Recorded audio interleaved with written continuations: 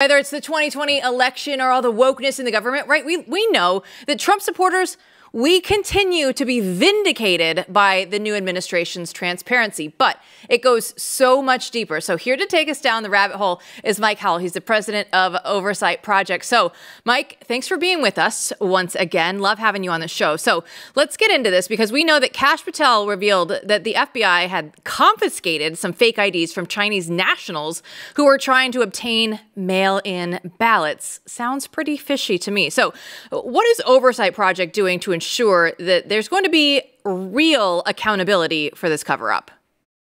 Yeah, so this is a massive story, but it's not altogether new. There were some reports by CBP back in 2020 that they discovered this stuff. And so what Kash ultimately disclosed to Congress was that the FBI was aware too and tracking it. Now, what really raised our hackles was two things. One, okay, it looks like a pretty big crime, so that's what the FBI should be investigating. So why'd they just refer it over to Congress, the legislative branch? So we're trying to square that one. We want to actually see accountability, and the guys with the guns and badges should do something about it instead of just telling, good old Chuck Grassley, with all due respect to him.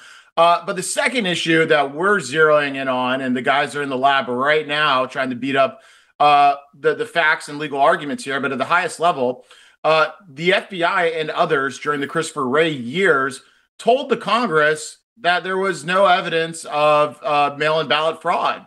And there's also intelligence community products that basically said the same thing. And so what I see happening is a lie from the government, and that's criminal when it is to Congress.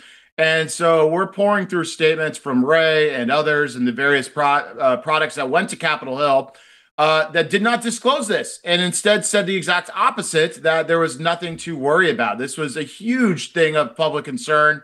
And it seems to me that the FBI, to no one's surprise, wouldn't do anything that could even tend to confirm the legitimate suspicions of President Trump and the rest of the country that knew it was a bogus election the whole time through. Yeah, Mike, this really is a bombshell story, and it's very sad that not more people aren't talking about it. It's great that Kash Patel pointed this out.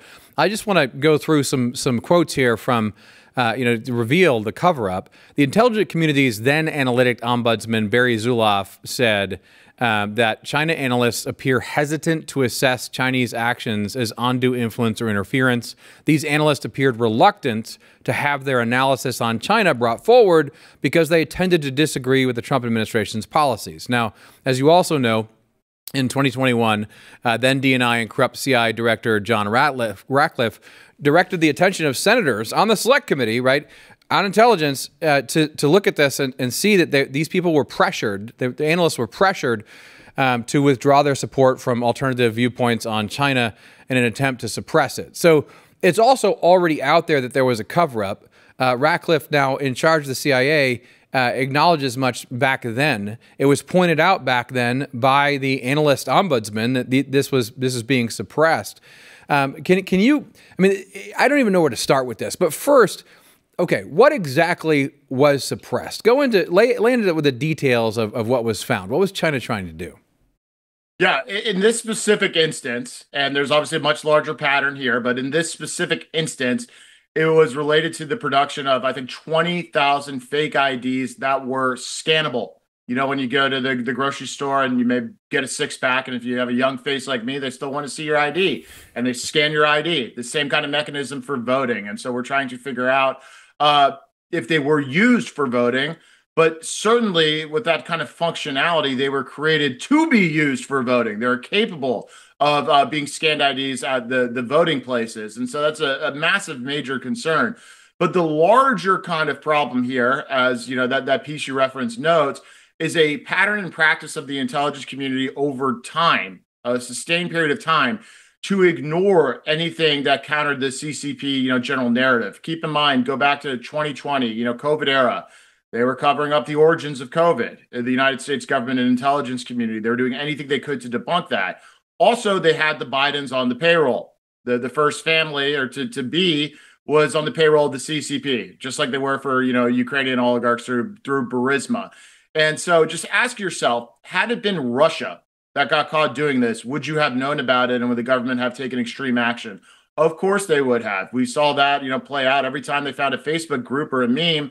They pulled the fire alarm and said Russia interference and collusions. But the intelligence community never does that with China. They frankly don't take it too seriously.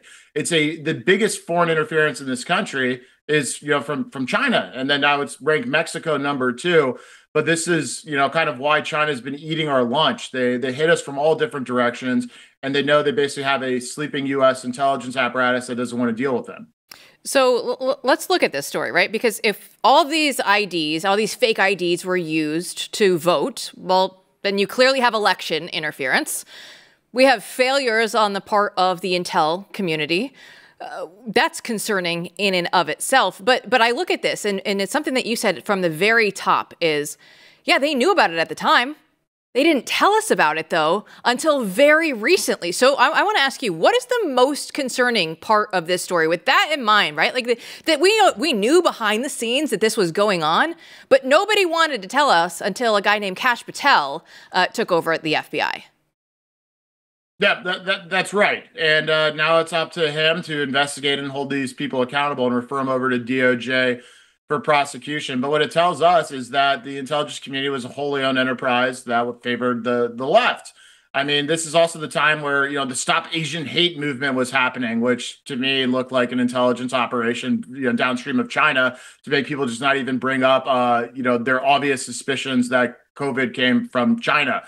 And it just shows you like they're not willing, at least at that period of time, up until today. Hopefully, it's changed whole cloth. I'm not sure we're all the way there yet, but to do anything that poked the bear of China, because they knew at the end of the day that narrative hurt the elites in this country, and it hurt the chances of President Biden being reelected. Obviously, President Trump really ushered to the national stage the kind of rebranding and reframing the U.S. relationship towards China. That's kind of one of his major foreign policy things. Obama, claimed to have that pivot to Asia where they never actually pivoted. Trump was serious about it. And so making the threat that Trump was concerned about more serious would have hurt Biden and helped Trump. And that's the lens through which the intelligence community and others viewed basically the disclosure of any of this information. And it's the same kind of story with the Hunter Biden laptop.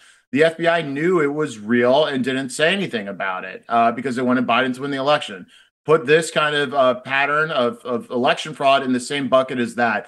It's not the weaponized government doesn't only act through, overt actions. Sometimes it's what they do by omission. I mean, that's the story of them letting the Biden family get away with, rampant international pay to play for decades, even though the evidence was in front of them. Sometimes their omissions are just as dangerous as their actions. Mike, let's reiterate for the audience what needs to happen next, because, you said in our article 2 days ago, you said this is the Federal Bureau of Investigation, something that we need to remember. I know Kash Patel wants people to remember. They should be investigating and getting this ready for prosecution. So what exactly do you want to see happen next?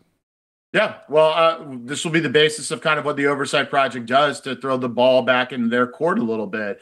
Particularly as it relates to the lying that happened to Congress, which we're zeroing in on, which could implicate Christopher Wray and others.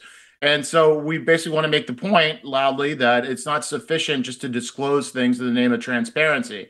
That's great. We love transparency. That's why we have an oversight project. But we need the guys with the guns and badges who we vest with the authority to investigate these things and give them awesome super tools and, to go out and do it in guns and badges to actually wrap these people up. And I think that's why a lot of people out there were really concerned when, the director and deputy started making cites to the statute of limitations being a reason they couldn't go after some things or various other, we'll call them excuses to not prosecute or investigate things. And we basically want to keep these things alive because at the end of the day, this only matters if we get accountability. Knowing about it's all cool and well and fun, but we need to see people actually held accountable for those things. And that's kind of what we want to see the FBI do. Chuck Grassley over in the Senate doesn't have a badge, doesn't have a gun. He's not going to be able to put these people in jail and solve for these crimes. He can talk about it. He could potentially write a legislative bill about it. But we need the FBI to do the people's business of investigating and then DOJ to do the prosecuting. Over at the Oversight Project, you have a great team of people, and you guys are working on so many different things and uncovering so much. So yesterday we had Joe Hanneman on the show. He had some articles out there about the alleged Minnesota assassin. So how did the Oversight Project track down the suspect's phone location all throughout the world, right? It was in Dubai and India and just all over the world. How did you guys figure this part out? Yeah, our sources and methods, if you will. Well, I'll tell you, commercially available cell phone data is there on the market. You can go out and purchase it. It's how businesses basically do digital marketing. We have long made use of cell phone data. The process is rather simple, actually. If you know the location of the person's house, you do what's called a geofence. You draw a digital circle around it and then pick up electronic devices that were pinging in that area, and then you follow them and see where they went. Now, recall we did this for illegal aliens a few years ago, where we tracked where they went when they crossed the border. We did it for the first Trump assassination attempt with crooks and that very bizarre ping from his house that also pinged near an FBI field office in Washington, D.C. So we did the same thing for this Minnesota shooter, and what we saw in the data that we put out was some weird international connections. This is a well-traveled man. That was already kind of in the record. And we put it out, and this is a really interesting way to go about it. We're kind of trying to democratize the investigative process and to crowdsource it. We have a great team, but at the end of the day, where resources and time and bandwidth are limited, and there's no reason why this shouldn't be out there for our other friends and internet sleuths to kind of look at and run against other leads that they may have. And so we dump the data out there, and while we're still conducting the analysis with everyone else who's kind of piled on to see if they can pick up any interesting patterns. Mike, you also released, your organization released recently some information on Joe Biden's aggressive pronoun policy. So it'd be great if you could share with our audience how their tax dollars, all of our tax dollars, are being used for gender inclusive communication. Oh boy. So the Biden years were very impressive, if you want to use the word, for the bureaucratic muscle they put into inventing a sophisticated architecture, agency by agency, everywhere, for basically implementing transgenderism into the federal government.